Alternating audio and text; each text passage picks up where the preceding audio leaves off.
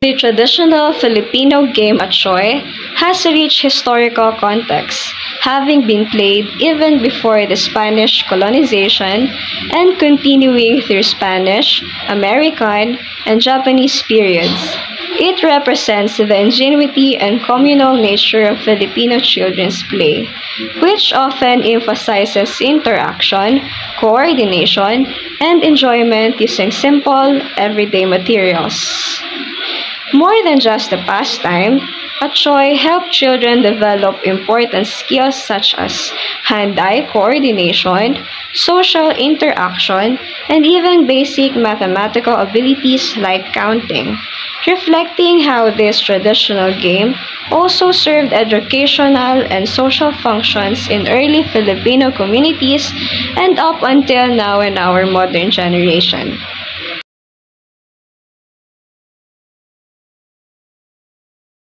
We are going to play. So this game is called Atchoy. So some of us may be familiar. Iba-iba yung rules nito sa iba't ibang lugar. Pero sa ating lalaruin ngayon, sa rules na ito, kailangan makasipa yung tagasipa ng 5. Pero yung pang-5 dapat lambas tao. Ngayon yung magiging taya, halimbawa, yung taya is nagbabantay. Yung pang-5 sipa na malayo, dapat habulin niya, dapat sipahin niya rin palayo. Ngayon, pag nasipa niya yon, so yung huling sumipa is siya naman yung magiging taya. Instance na ito, halimbawa ako yung sisipa, tapos ang taya si Irish. So ngayon, ang gagawin ni Irish ay yung maghabol sa pang-5 sipa. Then, 1, 2, 3, 4, 5. Yun na! Ay! So sa point na yon, nasipa ni Irish yung pang-5 sipa ko. Supposed to be na hindi niya makuha, pero yun, so dahil nasipa niya, ako ngayon yung magiging taya. Ako naman yung magbibigay sa kanya ito, tapos ako naman yung habol sa pang-5 sipa niya. 1, 2, 3, 4. Ay! Sayang! Try ko habulin yung sinipa niya na pang-5 pero hindi ko nahabol, so at this point ako ba din yung taya. 1, 2, 3. So since hindi na complete yung 5, so ang mangyayari nun most of the time is yung taya, siya naman yung sisipa, tapos yung hindi nakakomplete ng 5, siya yung magiging taya naman. So yun lang yung mechanics ng laro na to. So ganun sabi ko kanina, maraming variation tong laro na to, iba-iba yung rules, pero sa nilalaro namin ngayon yung rules namin na kailangan 5 beses na masipa yung Atchoy. Yun lang, yun yung una naming laro.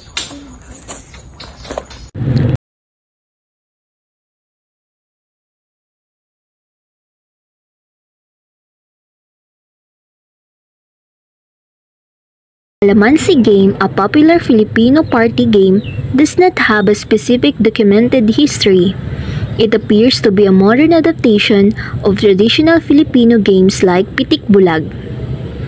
This game may not have a long history, but its origins likely draw from the tradition of finger flicking and number matching games found in Filipino culture, with the addition of the calamansi for a twist.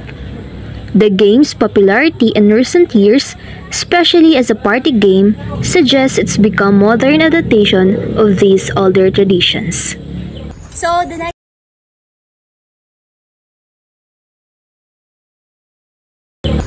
next game na lalaroin namin ay tinatawag na Flick the Calamansi. So ang materials na gagamitin for this game is the bottle and the calamansi. So, ang mechanics nito is, paunahan nito, we need to divide the group in 2, and then, ang gagawin nila is, mag-iikot sa bawat unang player, mag-iikot ng 10 beses.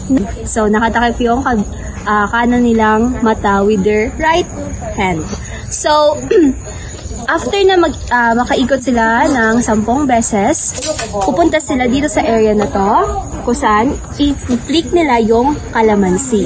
So, after nila ma-flick or successful sila na ma-flick yung calamansi, babalik sila with their home sa kanilang pupuntahan, and then tap their member. So, ayun, tuloy-tuloy. Tuloy-tuloy na gagawin nyo ng bawat isa, kung sino ang unang matapos ay sila ang winner. May tanong ako, ma'am. Yes. Ang pitik ba ng kalamansi, nakatakip ang mata o hindi na? Nakatakip ang mata. The right eye with the right hand. Okay. Let's start. Yes. Go. 1, 2, 3, 4, 5, 6, 7.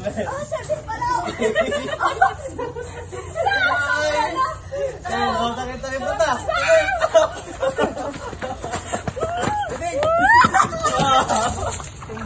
Pakita mo yung mata. Putak mo, balik. Ulit daw, ulit. 4, 5, 6, 7, 8, 9.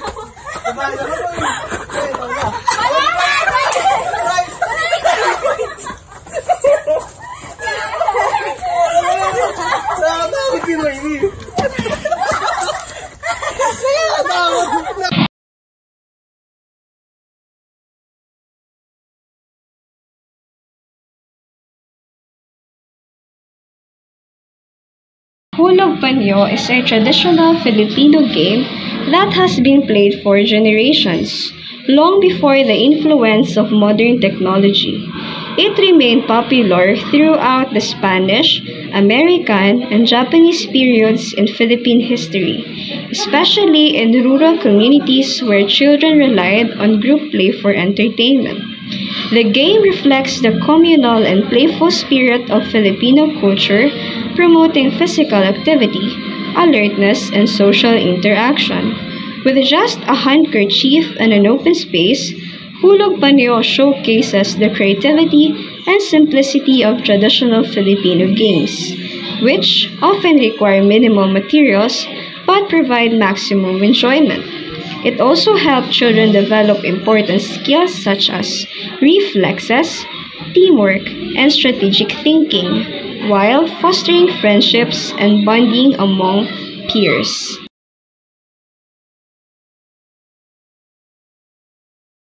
Our next game is called Hulog Panyo. So, yung game na to is dapat yung mga players is nakaupo in a circle shape. Tapos, may isang taya. And then, yung taya, ihuhulog niya yung panyo sa likod ng mga players na nakaupo. Pero dapat hindi nila manotice. Once na na-notice na nung player na nilaglagan ng panyo sa likod, kailangan niya kunin yung panyo and then matag yung taya. Kapag hindi niya natag yung taya, siya na yung next na magiging taya. Tapos, dapat yung taya makaupo siya sa pwesto kung saan umalis yung player na nasa circle. Meron sinta, uko ng papaya, dala-dala'y gusto, sisinta ng bunga, pagdating sa dulo, nabali ang sanga, tapos kapalaran.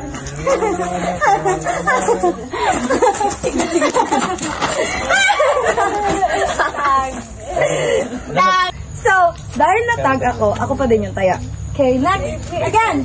Sing, guys, sing. Meron sinta, uko ng papaya, dala-dala'y gusto, sisidla ng bunga, Mag-oopong silo. pagdating sa May ikutin mo na ako. nabali ang sanga, tapos kapalaran, humanap ng iba. Diretso lang yung ikot. Dahil hindi ko siya natag, ako na yung taya. Okay. Meron sinta, sing. Meron sinta, buko ng papaya, dala-dala'y gusto, sisigla ng bunga, pagdating sa dulo, nabali ang sanga, tapos kapalaran, humanap ng iba. Meron sinta, buko ng papaya.